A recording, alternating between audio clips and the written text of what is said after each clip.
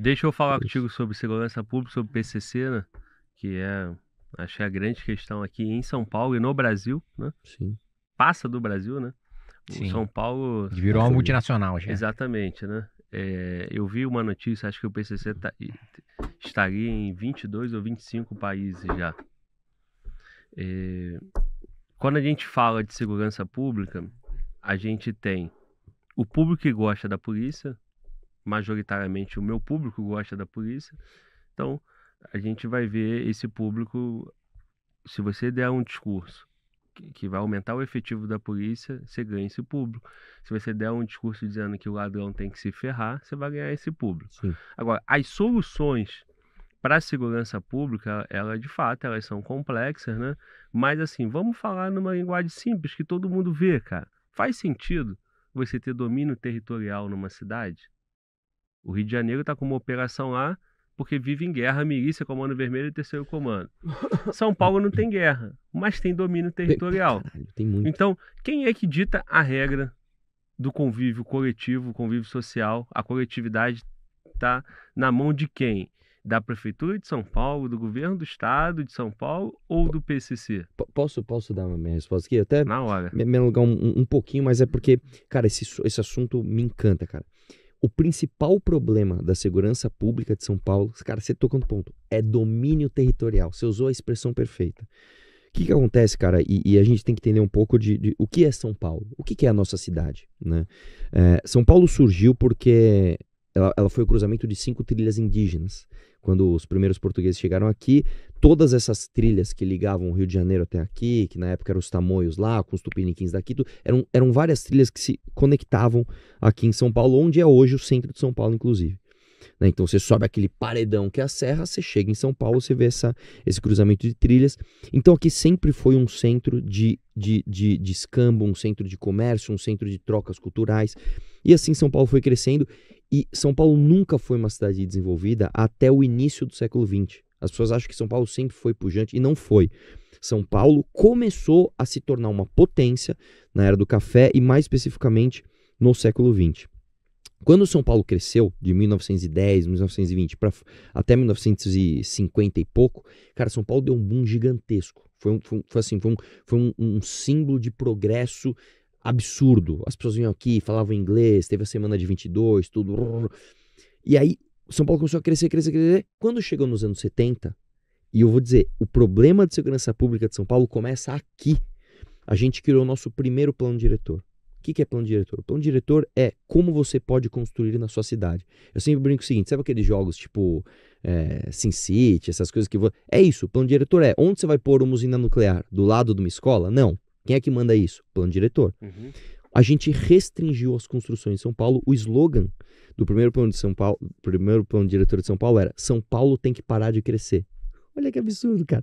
Então a gente limitou construção alta, não podia, e a gente criou uma série de recuos para que as construções não tomassem todo o potencial do terreno. O que começou a ter? A migração não parou, cara. São Paulo não parou de ter gente, não só de todo o mundo, mas do Brasil inteiro vindo para cá. A gente começou a empurrar as pessoas para as áreas periféricas de São Paulo. Então, dos anos 70 para cá, São Paulo começou a empurrar a demanda populacional tudo para longe, para longe, para longe, para longe. Aí você tem uma cidade onde o centro, né, ou as regiões centrais, é onde você tem mais escola, mais parque, mais UBS, formais, tudo, infraestrutura tudo. urbana. E você fala para a pessoa, você não vai morar aqui, tá? Você vai morar lá na Casa do Chapéu. Aí quando o cara vai morar lá na Casa do Chapéu, cara, não tem esgoto, não tem rua, não tem iluminação, não tem nada, cara. Então você empurra essas pessoas para lá. Você cria um invólucro de criação de criminalidade. Porque você exclui essas pessoas da sociedade. Então não há discussão sobre segurança pública em São Paulo sem falar de plano diretor. Não há. Enquanto você não tiver um plano para trazer as pessoas para os melhores lugares da cidade, enquanto você tiver bolsões de privilégio, por exemplo, o João Dória. João Dória mora num bairro, quando você pega a vista aérea de São Paulo faz assim, de repente tem uma baixada, bem no melhor lugar da cidade, onde mora menos pessoas. que é o Jardim Europa, é o Jardim América, todas aquelas casonas de 50 milhões, 60 milhões, 40 milhões. Os caras moram lá, então é uma pessoa, são 2 famílias ocupando um quarteirão inteiro. Quer uma curiosidade disso que o Raul Justilores me contou, quando ele era jornalista da Folha de São Paulo? O Raul Justilores é um jornalista especializado em urbanismo, que é uma das principais referências aí, pô, acho que uma referência pro Arthur, referência para mim também em relação ao urbanismo e ao plano diretor. Uma das coisas que a gente defende é justamente o uso misto de imóvel, né? Que você possa ter o comércio embaixo e você possa ter residência em cima, para você ter movimento na rua, para você morar mais perto de onde você come, de onde você compra, de onde você trabalha, para diminuir o trânsito, enfim, para melhorar o convívio, né? E flexibilizar a legislação também em relação à existência de comércio. Tem vários locais em que você não pode ter comércio por lobbies regionais. Um desses lobbies regionais é justamente na região dos Jardins, que o Arthur colocou. E uma vez, a Folha de São Paulo tem um espaço que é a carta do leitor, né? Que é o espaço, tal coisa diz leitor. De vez em quando até dá uns memes, né? Tal coisa diz leitor. Teve uma vez que ele estava defendendo que você pudesse ter restaurantes na região dos Jardins, né? E aí, uma moradora dos Jardins escreveu uma carta do leitor dizendo o seguinte: olha, eu até gosto de restaurante, acho agradável, tal, comida é boa. O problema é a gente que vem junto. Então, tipo assim, é esse tipo de mentalidade que limita o crescimento e que limita a convivência, né? E você ter moradias populares dentro do centro de São Paulo, centro expandido, e você ter a construção, o adensamento populacional na cidade por causa de lobbies elitistas que eu costumo chamar de esquerda não no meu quintal, né? Tipo assim, não, gosto muito de pobre, gosto muito de metrô, gosto muito de transporte coletivo, mas não no meu quintal. E aí acontece uma coisa que é o seguinte, cara, você falou do domínio territorial. Você vai hoje para o extremo sul de São Paulo, o PCC ele não ganha dinheiro só com tráfico de drogas. Cara, eles literalmente invadem uma área de proteção ambiental, constroem casas e alugam. Cara, esses dias... prédio já, né? Cara, eu fui num cemitério da Zona Norte, onde os caras, dentro do cemitério, eles abriram uma rua e construíram 20 sobrados com piscina. Tudo do PCC. Aluguel de R$400 por mês. Só está de brincadeira. Dentro do cemitério. Então, o que você falou é verdade. A questão do crime organizado em São Paulo também é uma questão de domínio territorial.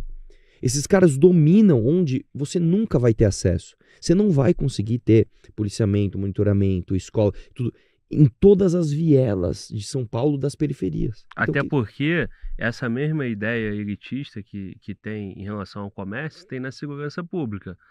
O gestor de segurança, o secretário e o comandante da polícia, ele pega toda a tua tropa e começa a atender a elite. Aí ele bota todo o policiamento no Jardim Europa, Jardim não sei o que, Jardim não sei o que lá, no Rio, Ipanema, Leblon, Zona Sul. O que sobrar ele espalha um pouquinho lá pro povão, por pobre, né? Só que a facção tá dominando lá. O tráfico de droga tá lá, a guerra tá lá. O tráfico aqui tem também. Só que o tráfico aqui na elite não tem arma. Não tá usando um AK-47. É o playboy, porra. É o filho do juiz que vai fumar o baseado dele, o filho do prefeito, o filho do vereador, o juiz, todo mundo. É elite, né? O empresário. Então essa rapaziada aí transita droga, transita isso tudo. Mas tem policiamento. Só que o policial não pode abordar porque o cara não aparenta ser um criminoso, né? Sim. Então, você vai ter esse problema urbano e lá não tem policiamento. Lá não tem policiamento. Sim. Aí quando você olha a mancha criminal, a mancha lá às vezes tá até baixa. Mas por quê? Subnotificação. Né? Subnotificação e tem uma disciplina lá. Uma disciplina o Tribunal do Crime. O Tribunal do Crime. Então lá não pode roubar. Aí o gestor de segurança, ele sabe a real. Mas ele precisa atender o interesse da elite. Aí ele pega e fala, não, mas lá não tem polícia porque a mancha lá é baixa. Resumindo, lá é uma outra sociedade. Exato. Lá são outras paralelo. regras. Pra mim, solução de segurança pública séria passa por 5 pilares. Aí você vê se você concorda comigo. 1, revisão de plano diretor. Você não vai mudar a segurança pública de uma cidade do tamanho de São Paulo falando que você vai aumentar 10% o efetivo policial. Não é isso. Número 2, leis de zoneamento. A gente tem um segundo entrave, que quando o prédio já está construído, você não consegue usar ele para um comércio, porque um dia ele foi uma casa histórica, cara. São umas coisas que você não acredita. Cara, mas porra, bicho, você pega em Barcelona, os caras pegam lá, revitaliza a fachada, faz uma pizzaria, de repente aquele lugar que tava morto, perigoso, começa a ter luz, puta, é maravilhoso. É isso. Número 3, descentralização de equipamento social. Outra coisa também que acontece é o seguinte, os caras fazem todas essas acolhidas, todos esses equipamentos sociais, tudo onde dá visibilidade. É tudo nas regiões centrais. Lá, na Casa do Chapéu, onde não tem, os caras não vão. Descentralização de atendimento à saúde, e aí o pilar de reforço a policiamento, que é aumento de efetivo e melhoria dos equipamentos. Sem isso tudo, sem essa construção, não adianta você atacar só o último. Não adianta vir aqui e falar coisas que todo mundo quer ouvir. Tem que ter mais policial, tem que ter melhores armas, tem que ter melhores viaturas. Beleza, cara. Só que isso não é o suficiente. Porque, pra gente falar de efetivo policial, eu lembro que para você se comparar com algumas cidades do mundo, a gente teria que dobrar o nosso efetivo policial só em São Paulo. Cara, isso não vai acontecer. Vamos parar de se iludir? Não vai acontecer. Você não vai ter o dobro de policiais em São Paulo, porque simplesmente não tem dinheiro. Então o que tem que fazer? Toda essa reforma estrutural, para aí você chegar onde você pode fazer de aumento de efetivo e de equipamento, etc. Em relação à PCC, também acho que tem que ter integração de inteligência, né? Porque hoje o sistema da Guarda Municipal não conversa com o da Polícia Civil, que não conversa com a Polícia Militar, que não conversa com a Polícia Federal. Tinha que ter uma integração, tinha que fazer...